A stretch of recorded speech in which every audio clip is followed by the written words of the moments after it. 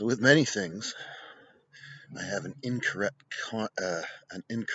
understanding of the concept, and memetics was one of them. But the context in which I use the term, I think it works very well. So memetics is part of Richard Dawkins' work. I don't know, Intelligent Gene or whatever the hell it was.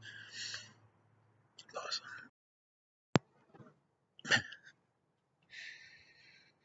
So Richard Dawkins had this idea that, well, ideas are like a part of our culture, and memes are the ideas that shape the culture, and they can spread like viruses, and other memes will generate themselves to support those memes. So from the start of the COVID, I watched what was going on.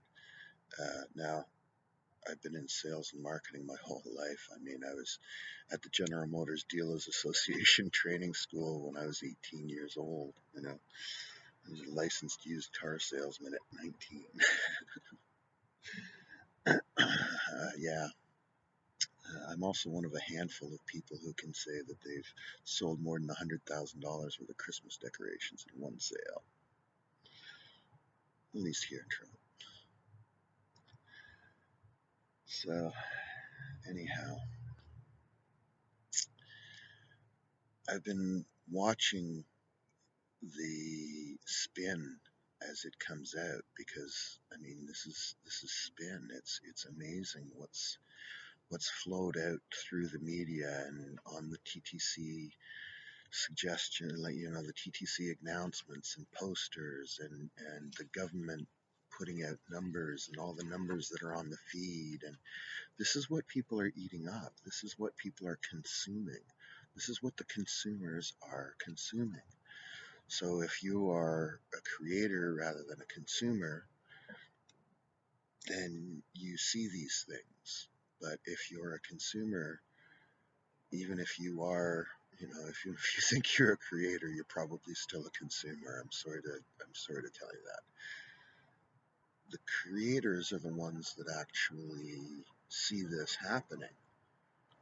And the question is, why is it that there's all this spin going out when the disease is not as dangerous as what people think it is? So I saw all this stuff coming out, and then I saw all these people and the fear levels, because all of this brings up your fear level. And then I started looking at the actual numbers. Well, it's just like influenza. It's just, this is one strain of influenza that they've never seen before.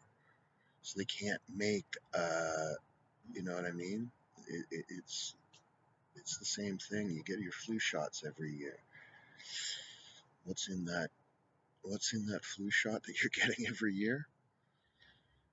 You know, if you get COVID naturally and develop natural antibodies, see, okay, let's look at it this way.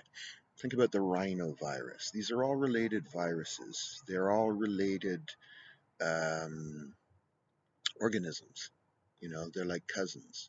You know what I mean? They're all humans. They're not monkeys. They're humans. They fit into the same category. I don't know. I could be wrong, but they they're all basically SARS viruses. Whatever.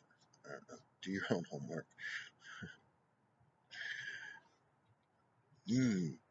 They're all the freaking same. Now, why is it that rhinoviruses, every time you get a cold, it's a rhinovirus? The common cold is a rhinovirus. So you have a cold, you're never going to get that particular cold ever again. You will get another cold, but it's caused by a different virus. It's not the same thing. You know what I mean? It's like nationalities of rhinoviruses. You know what I mean? You can get an American cold, and then you can get a Canadian cold, and then you can get a Yugoslavian cold, and then you can get a, whatever cold. And they're all different colds, but they're colds. And the reason why your body can do that, let's go back to our friend Mr. Dawkins again. What would, if we were to think in an evolutionary context, perhaps the rhinoviruses are the oldest ones, and we have been exposed to them over and over again. And those of us who were strong enough to survive are genetically, our ancestors were genetically strong enough to survive.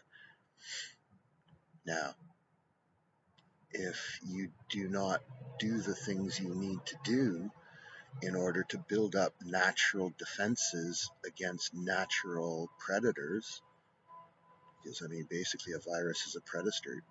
You're a host. It's going to, reproduce itself and eat you up. It's not going to eat you up. Your body's going to eat you up while you fight it. And unfortunately, with COVID, for the average person, myself, the average person, and you'd have to be in extreme circumstances to die of COVID.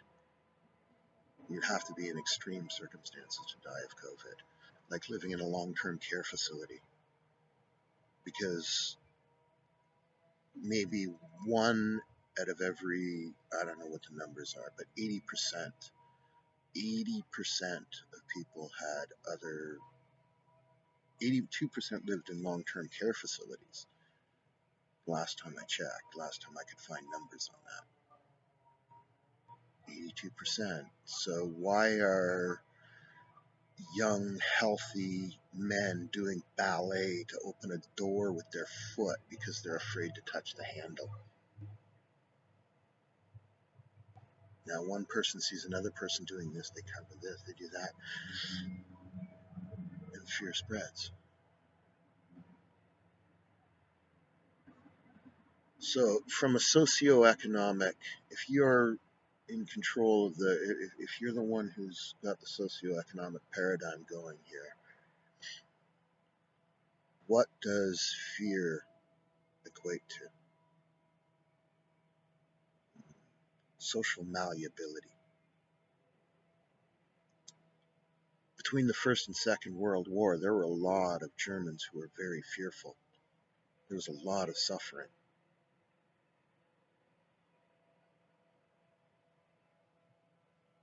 Look what happened. So maybe it's time that instead of looking at the past for how we're going to deal with our future, let's start understanding the past.